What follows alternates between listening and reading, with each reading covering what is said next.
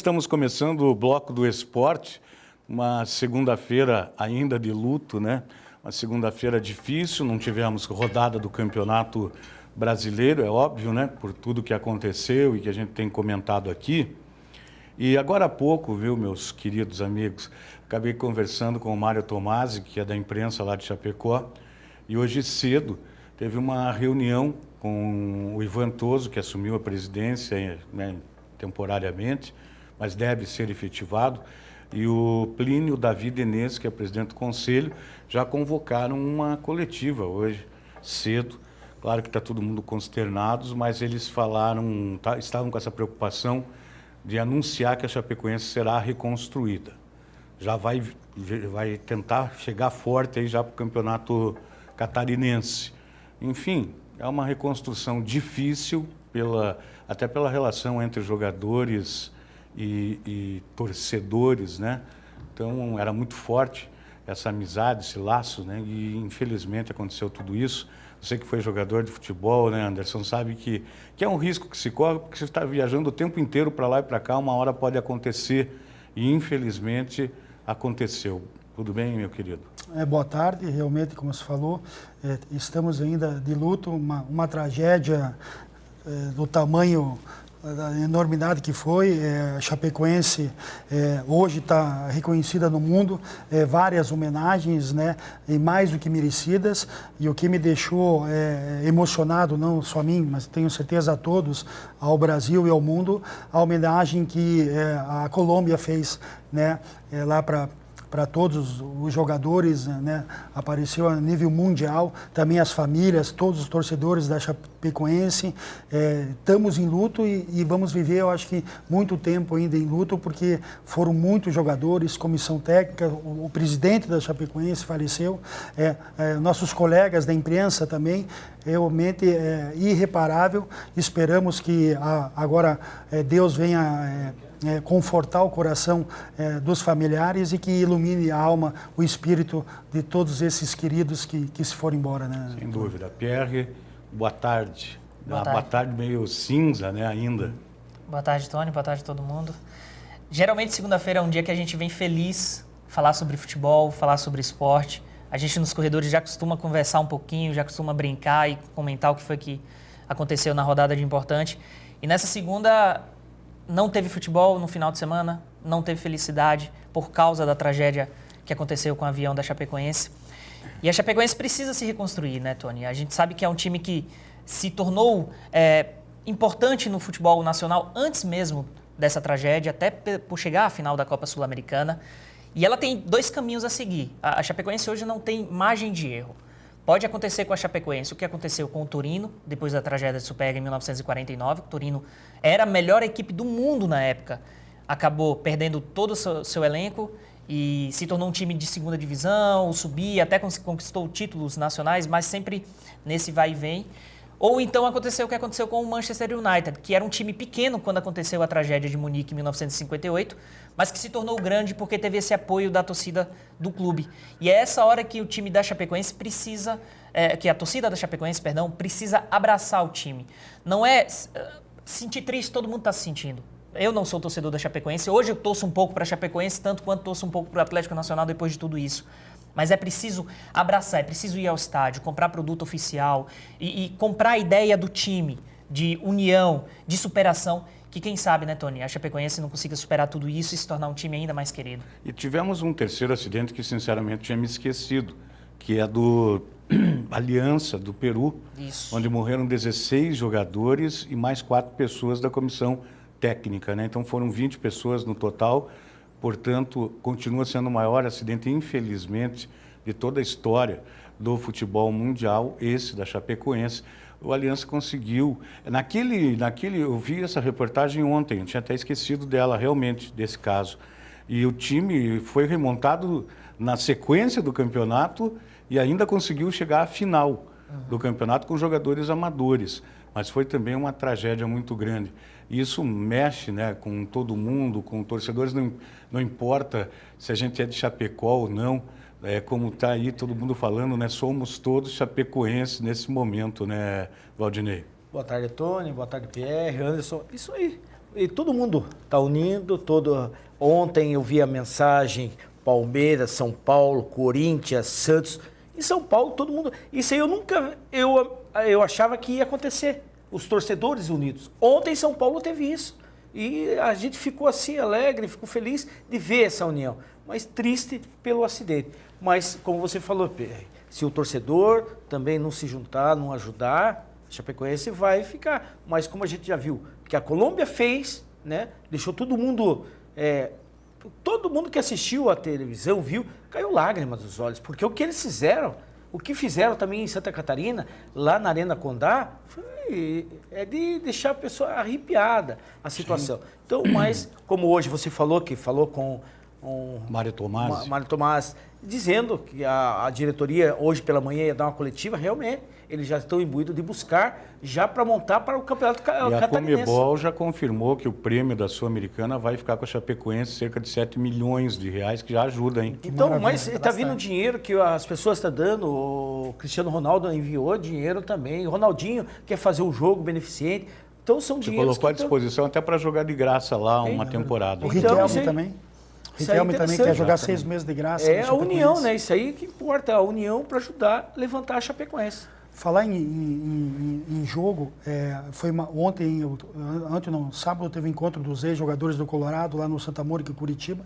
Eu estava com o Serginho Prestes, o famoso cabeção, que passou pelo Paraná, Palmeiras, Grêmio, e ele é muito amigo pessoal do Caio Júnior, trabalhou com o Caio Júnior como auxiliar técnico no Cianorte. No Cianorte, quando começou, esteve aqui em Paranaguá. Exatamente.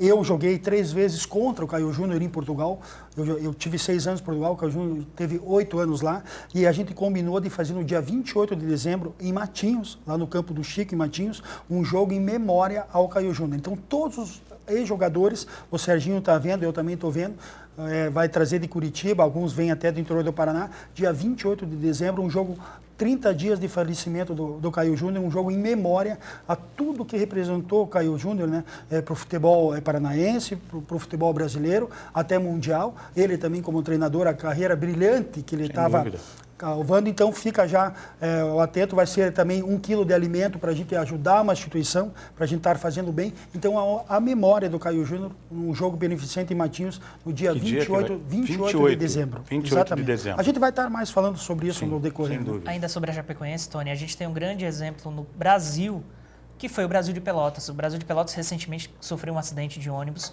O ônibus capotou quando viajavam para um jogo e morreram... não lembro se o treinador morreu, mas morreu o maior ídolo da equipe, o atacante uruguaio Millar. Me recordo agora, me falta o nome dele, esqueci.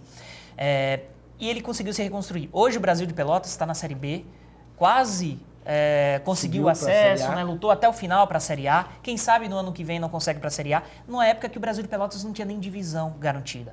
Ou seja, a torcida que de Pelotas é muito fanática, a torcida abraçou o clube depois dessa tragédia. Então que a torcida do Chapecoense possa fazer o mesmo e quem sabe assim a Chapecoense não se tornar um time ainda mais forte. Sem dúvida. Vamos falar um pouquinho do Campeonato Brasileiro. Eu acho que o Internacional está querendo melar o campeonato. E para mim, me desculpa aqui a minha sinceridade, eu acho que aquele discurso dos jogadores é combinado com o presidente. O vice-presidente, aquilo que o Fernando Carvalho fez, falou... Lamentável, né? A infelicidade foi lamentável. Tinha que pegar o boné e ir embora. E agora eles estão dizendo que não vão entrar em campo e que eles aceitam a segunda divisão.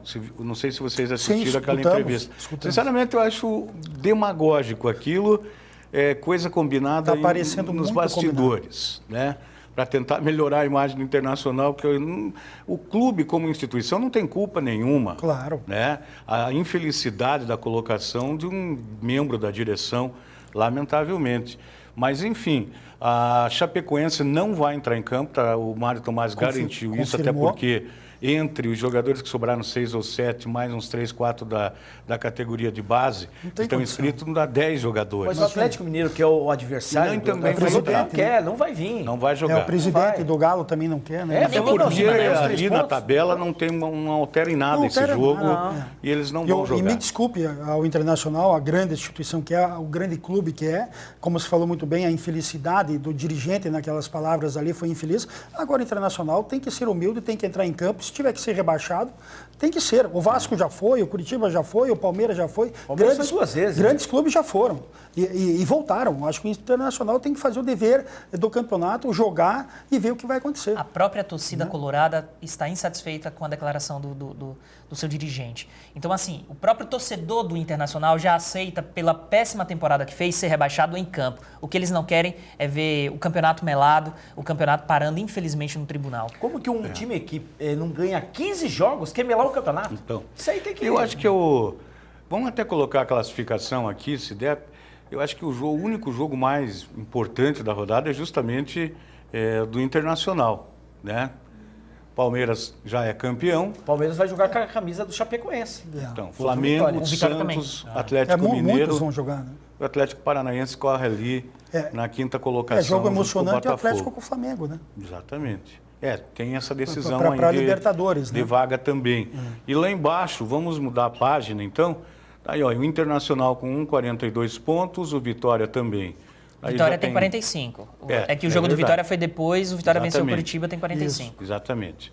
Então, os 3 ali, Figueirense, Santa Cruz e América já eram, né? Caíram para a segundona. E agora fica aí, Sport, Vitória, o Internacional com a 4ª vaga para a Série B. Mas se o Sport perder também, o Internacional ganhar, cai o Sport. Cai o Sport.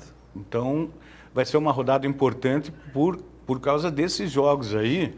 E agora, se o Internacional não entrar em campo, porque o Internacional está louquinho para melar o campeonato já por causa do jogador Vitor Ramos. Do Vitória, né? Já está louquinho para isso. Mas é difícil, Tony, porque a CBF, no Campeonato Baiano, já tinha dado razão ao Vitória. Então, se fosse para acontecer algum tipo de problema, teria acontecido no estadual. Quando a CBF, no Campeonato Baiano, deu razão ao Vitória e o Vitória continuou utilizando o jogador, não tem por que agora o Internacional tentar fazer com que o Vitória perca os pontos por causa do Vitor Ramos. É isso. Bom, nessa reta final aqui, tem algum destaque que você queira deixar aí para a gente? Você quer reforçar o convite desse evento aí importante também? É verdade. Eu vou reforçar o convite. Então, no dia 28 de dezembro, um grande jogo em memória do nosso querido, eterno amigo Caio Júnior, em Matinhos. Então, vários ex-jogadores profissionais vão estar lá presentes.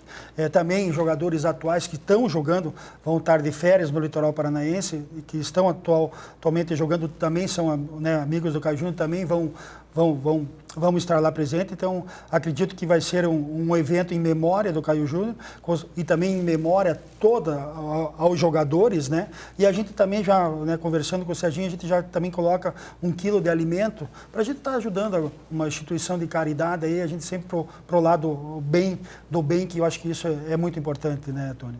Beleza. Parabéns aí pela iniciativa. A mensagem que eu deixo, Tony, é #Força Chape. Não tem como, né? Futebol brasileiro chora, que a Chape possa se recuperar. Rapidamente falar do Leão da Estradinha, que tem notícia, 22 jogadores já estão contratados, vai ser apresentado a equipe do Rio Branco segunda-feira, dia 12, e o diretor de futebol, Roberto Schill, fala que no dia da apresentação praticamente 25 jogadores já estão prontos, já visando o Campeonato Paranaense, que se inicia dia 29, contra o Atlético Paranaense em casa. Então, e a torcida também incentivando ao Leão da Estradinha. E não esqueceu também, Tony, que tem a Copa do Brasil quarta-feira. Exatamente. Bom, nesse final aqui, eu nunca mando abraço no final, mas hoje quero mandar para o Ivan Carlos, para o Celso Mantelli e para o Mário César Tomás e toda a galera da imprensa, porque eles estão assistindo a gente pelo portal lá em Chapecó. E eu agradecer imensamente nesse momento difícil por terem participado nos últimos dias aqui da nossa programação na TV CI. Nós vamos para o intervalo comercial, a gente já volta com mais informações. Obrigado, queridos.